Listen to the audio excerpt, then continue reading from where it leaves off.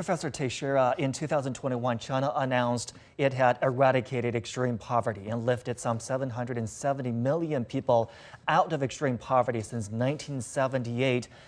But that's not the end of the story, is it? What you got to do next is to prevent these people from falling back right into poverty, and that means macroeconomic growth. That means a safety net so that people facing difficulties don't just fall through the cracks here, and also community help and support.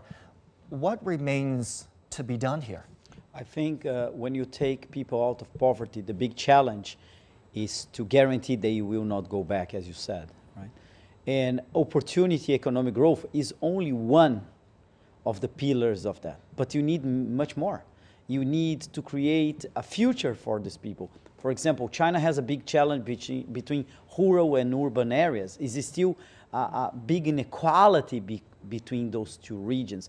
And the answer is not bringing people from the rural areas to the city. That's not the only answer. You need to bring development to the countryside of China. You need to build schools, hospitals. You need to do that. We have many countries around the world, including my country, Brazil, that has taken 40 million out of poverty, but after some few years later, almost 20 million went back to poverty.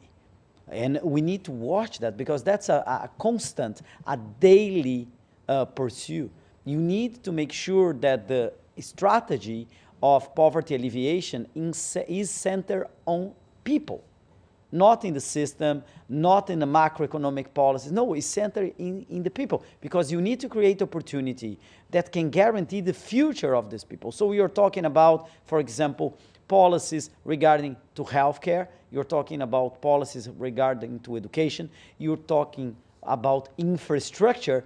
In the case we are talking here is not physical infrastructure, can be digital infrastructure, for example. So all these elements is what makes the concept of high quality development, because development by itself is a way that you find to have a better equal society.